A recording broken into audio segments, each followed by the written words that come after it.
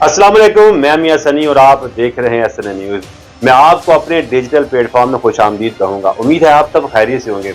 नाजरीन, आईनी तरमीम के बाद अब एक नई बहस ने जन्म ले लिया है।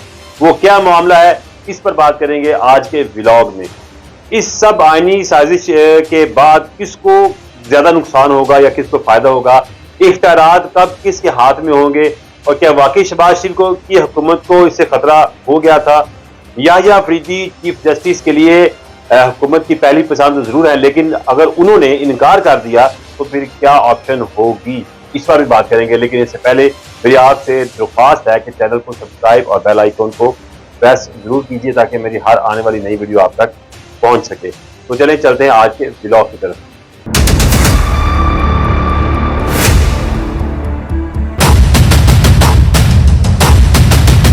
तो नाज़रीन, आइन में 26वीं तरमीम तो हो गई है, लेकिन शोर अभी भी थमा नहीं।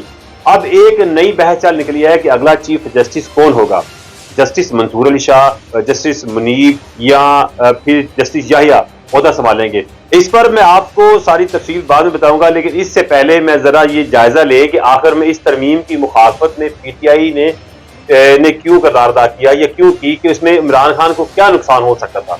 तो नाज़रीन, हुकूमत की जानिब से मौक़िफ़ इख्तियार किया गया था कि आईनी तरमीम कोई नई बात नहीं, बल्कि 2006 में तमाम सियासी जमातों ने दस्तखत करदा मिसाक जमहूरियत ही का एक जुज़ है जो ये बनाया है। अमूमी तौर पर ये एक ऐसी आईनी तरमीम के जरिए हुकूमत ने अपनी गिर्द एक हिफाजती हिसार बांध लिया है और अदलिया को पार्लिमान या हुकूमती मामलात में दखल अंदाजी से काफ़ी हद तक दूर कर दिया गया है। मेरे ख्याल में हुआ कुछ ऐसा है कि 26वीं आईनी तरमीम के जरिए नवाज शरीफ, आसिफ जरदारी और शहबाज शरीफ को तहफ़्फ़ुज़ हासिल हो गया है। काफ़ी हद तक मुल्क में सियासी इस्तेकाम आएगा। असम्बली में जो ख्वाजा आसिफ ने 8 जजेस के हवाले से इजहार ख्याल किया, इस पर यह लगता है कि हुकूमत को अदलिया से कोई सीरियस खतरा लाहक था। तो अब हुकूमत को सियासी इस्तेकाम हासिल हो गया है, तो वो मुआशी इस्तेकाम की तरफ तवज्जो दे सकती है। तो अब अपोजिशन की बात करते हैं, तो मौलाना फजल रहमान को आईनी तरमीम के जरिए ये फायदा होगा कि हुकूमत और अपोजिशन की तमाम जमातें उनके किरदार को सराह रही हैं और वो इसके अलावा जो कुछ काबिल एतराज़ शिक्के तरमीम में शामिल थी, मौलाना फजल रहमान ने तमाम के जो मुज़ाकरात के जरिए वो सारी खत्म करवा दी हैं। अब जो तरमीम की गई है वो भी सबको काबिल कबूल है। इसके अलावा सूद के खात्मे की तरमीम शामिल करके मौलाना फजल रहमान को सियासी फायदा भी हासिल हो गया। लेकिन सबसे इम्पोर्टेंट बात यह है कि इमरान खान को इससे क्या हासिल हुआ।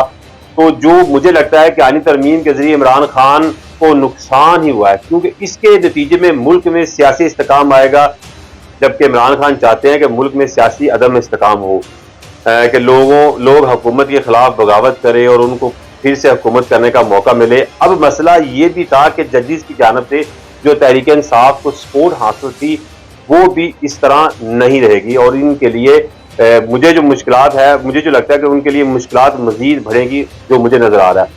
तो अब चलते हैं दूसरे टॉपिक की तरफ। वो ये है कि आखिर इस तरमीम के बाद सारी इख्तियारात किसके हाथ में जो होंगे। तो जवाब ये है कि आज से पहले हम देखते थे कि जजेस मिल जाते थे और मुंतखब वज़ीर-ए-आज़म को घर भेज देते थे। पूरी दुनिया में ऐसा नहीं होता।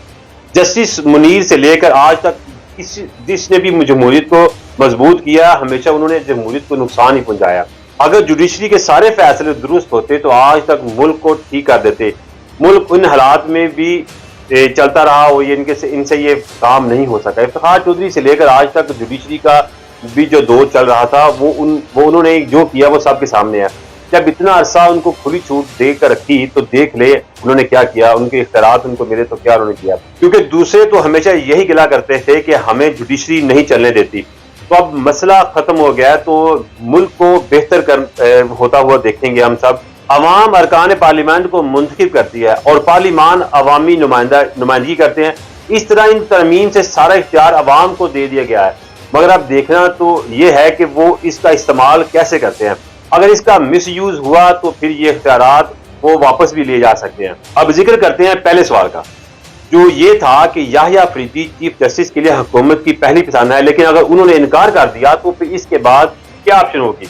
तो नाजरीन, नए चीफ जस्टिस का फैसला खुसूसी पार्लिमानी कमेटी करेगी। आईनी पैकेज मंजूर होने पर याह्या अफरीदी अगले चीफ जस्टिस हो सकते हैं, लेकिन जस्टिस याह्या के इनकार की सूरत में जस्टिस अमीनुद्दीन खान ऑप्शन होंगे। इसका मतलब यह है कि जस्टिस मुनीब और जस्टिस मंसूर को इस वक्त भी जेरे गौर नहीं लाया जाएगा, और जो बड़ों ने फैसला कर लिया है वो यही होगा, और उनको नहीं लाना तो नहीं लाएंगे। अब फैसला उन्होंने कर लिया है, मुल्क में इस्तेकाम लाया जाएगा, फिर चाहे जो भी इकदामात उठाने पड़े वो किए जाएंगे। तो क्या आप जानते हैं कि हो सकता है कि चीफ जस्टिस काजी फाइज एक बार फिर आपको एक ओहदे पर नजर आ जाएं। कुछ क्यासे राइयां ऐसी भी होने लगी हैं कि लेकिन वो चीफ जस्टिस नहीं बनेंगे, बल्कि एक और बड़ा ओहदा उनको सौंप दिया जाएगा। आईनी तरमीम के बाद सब कुछ कंट्रोल कर लिया जाएगा, बल्कि कंट्रोल कर लिया गया है, मगर काम यहाँ रुकने वाला नहीं है। जैसे ही माहौल साजगार होगा उसके बाद 27वीं और 28वीं तरमीम भी आएगी।